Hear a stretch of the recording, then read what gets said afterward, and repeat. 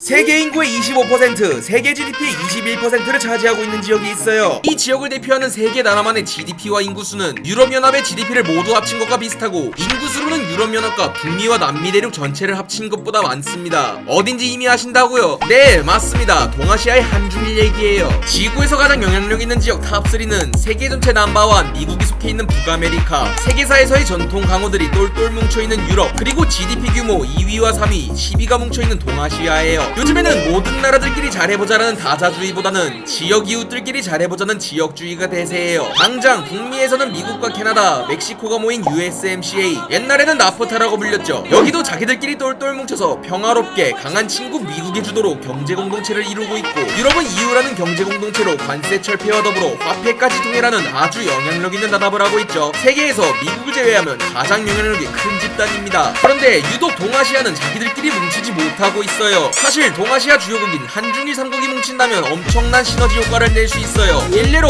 한중일 3국이 북미나 유럽처럼 3국 간 FTA를 체결한다면 각국의 실질 GDP가 증가하는 개이득을 보게 돼요. 유럽이 EU를 만들어서 내고 있는 시너지 효과처럼 말이죠. 하지만 역사 문제, 영토 분쟁, 서로에 대한 혐오와 더불어 국제정세의 이해관계 때문에 단합하지 못하고 있어요. 또한 동북아 국제정세에서 이들이 단합하지 못하는 제3의 이유에는 미국이 껴있습니다. 오늘은 21세기판 삼국지 한중일의 이해관계와 이들이 단결하지 못하는 이유에 대해 알아보겠습니다. 동아시아 국가들은 고대부터 상호 교류를 해왔어요. 한국과 중국, 일본은 서로 싸우기도 많이 싸웠지만 문화적 교류도 활발하게 진행됐어요. 유전자 자체도 동아시아 국가들을 구성하는 민족끼리는 외모도 비슷하고 한자를 기반으로 한 언어, 젓가락을 쓰고 쌀이 주식이며 유교와 불교 문화 등 비슷한 점이 많아요. 이런 세 국가는 20세기에 이르러서 갈등이 최고조가 됐는데, 일본과 중국은 중일전쟁과 난징 대학살 등을 겪었고, 일본은 한국을 식민 지배했으며 중국은 공산화가 된 이후에 한국전쟁 때 북한을 도와 한국 국토를 침범해요. 그리고 더 최근에는 한국과 일본은 독도 문제와 위안부, 강제징용 등의 문제로 대립하고 있고, 중국과 일본은 센카쿠 혈도, 갸오위다오 등 많은 영토 분쟁을 하고 있으며, 중국과 한국은 미세먼지 문제나 사드 보복 등의 문제로 갈등을 겪고 있어요. 삼국의 국민들 자체도 서로에 대한 호감보다는 비호감률이 더 높아요. 한국, 일본, 중국은 서로에 대해서 이 정도의 비호감률을 보여요. 이웃나라라고 하기엔 많이 살벌하죠. 철천지 원수들끼리 같은 아파트 같은 층에 살고 있는 정도예요. 하지만 사실 이런 문제는 이웃한 나라라면 무조건 겪는 문제예요. 당장에 단합 잘 되는 유럽도 자기들끼리 맨날 치고받고 싸웠죠. 1, 2차 세계대전도 여기서 시작됐고, 역사적으로 서로 못 죽여서 안달이었어요. 단합 잘 된다고 소문난 동남아시아 국가들도 아세안이라는 이름으로 똘똘 뭉쳐있지만 서로 전쟁도 했었고 영토 땅 따먹기도 했었어요. 그런데 이렇게 서로 원수진 것 마냥 싸우던 국가들도 이웃나라끼리 뭉치면 개이득이 발생한다는 걸 아니까 서로 뭉치는 거예요. 한중일 서로는 서로에게 군사나 정치적으로는 아니더라도 경제 분야에서는 가장 중요한 사이입니다. 이론적으로는 한중일이 서로 협력해서 경제 공동체를 만들면 서로에게 막대한 이득을 가져다 줄 수 있어요. 실제로 한중일 모두가 이 사실을 알고 있습니다. 하지만 한중일 FTA는 2012년부터 협의가 진행 중인데 2019년까지 16차 협상까지 했지만 타협점을 찾지 못하고 있는 상황이에요. 이렇게 단합이 안 되는 이유 중에서는 역사 문제나 영토 갈등 문제 등의 국민 감정도 있지만, 이 세 나라가 단합이 안 되는 가장 큰 이유는 미국과 얽힌 이해관계에 있어요. 우선 이해를 위해서 중국 이야기부터 해볼게요.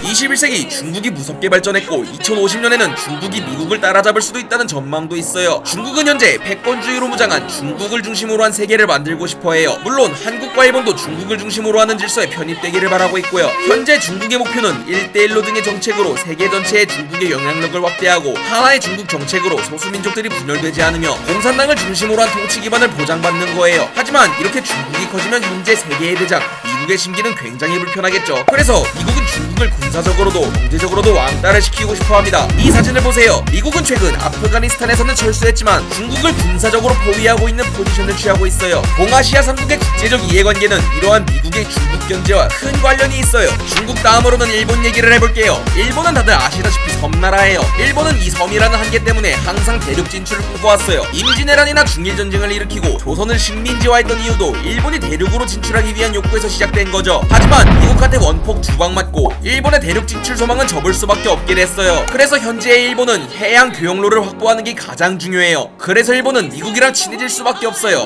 전세계 넘사벽 수준의 해군을 자랑하는 미국이 일본의 해양을 봉쇄해버리면 나라 자체가 고자가 되거든요.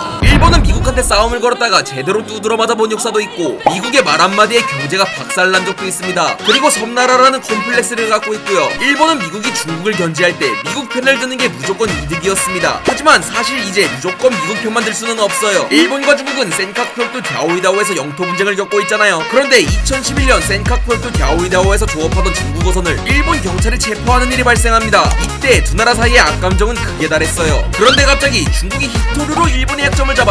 히토류는 디스플레이나 전기모터, 반도체 등을 만들 때 꼭 필요한 물질이거든요. 일본의 밥줄과 깊게 연관돼 있는 거죠. 이 히토류 생산량의 97%가 중국에서 나와요. 일본은 히토류의 대부분을 중국에서 수입했는데 중국이 이런 히토류로 약점을 잡아서 일본을 굴복시킵니다. 그래서 현재 일본은 미국에만 의지할 수 없고 중국과도 너무 친하게 지낼 수 없는 아슬아슬한 줄타기를 하게 됐습니다. 한국의 경우에는 어떨까요? 한국도 일본과 똑같아요. 한국도 분단으로 인해서 사실상 섬나라예요. 한국도 해양을 봉쇄당하면 일본처럼 고자가 될 수 있어요. 그리고 한국에는 북한이라는 최대의 변수가 있습니다. 당장 6.25 전쟁 때만 하더라도 미국의 도움을 받아서 우리는 자유민주주의를 지켜냈고 지금도 보호받고 있습니다. 하지만 사실 미국은 자원봉사단체가 아니에요. 북한으로부터 우리를 지켜주는 건 너무 고맙지만 이 속에는 배경이 있어요. 미국은 한국에 자국 병력을 주둔시켜서 북한으로부터 한국을 보호해주고 한국은 미국에게 중국과 러시아를 견제하는 군사기지로서의 영토를 제공한다 라는 아다리가 딱딱 맞아 떨어진 거죠. 하지만 역설적으로 북한을 완전히 고립시키기 위해서는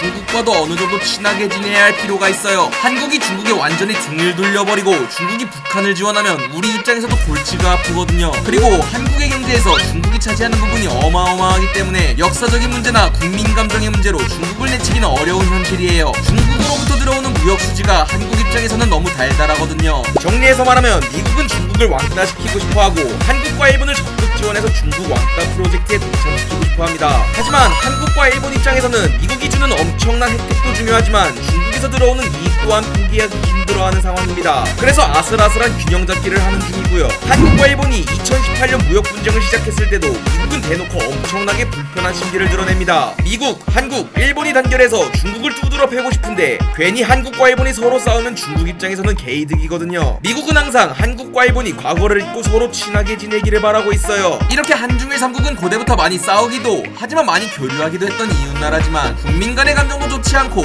이런 국제정세도 얽혀 있어서 완벽하게 단합하기가 사실상 불가능해요. 미국과 중국이라는 세계 1, 2위 국가들의 경쟁의 중심에는 동북아 관계가 큰 역할을 할 거예요. 현재 한국과 일본은 미중 양국 사이에서 균형을 유지해야 하고 중국 또한 한국과 일본을 배척해서 완벽한 고립이 되면 미국을 따라잡기가 더 어려워지기 때문에 서로 간의 완전한 배척도 어려운 상황이에요. 한국, 중국, 일본이 주도하고 미국이 참여하는 동아시아의 정세는 당장 한 지역에서 벌어지는 그들만의 리그가 아닌 전 세계에서 주목하는 분쟁입니다. 이렇게 보니까 국제 정세는 초등학생들 싸움보다 더 유치하고 살벌하죠. 당장 자기 이익을 쫓는 밥그릇 싸움인데 힘센 애들이 복주하는 걸 통제해줄 선생님도 없는 수즈란 같은 환경입니다. 2050년쯤의 동아시아 정세가 궁금해지네요. 오늘 영상 여기까지고요. 저는 두뇌 PT실 트레이너 웨슬링이었습니다. 감사합니다.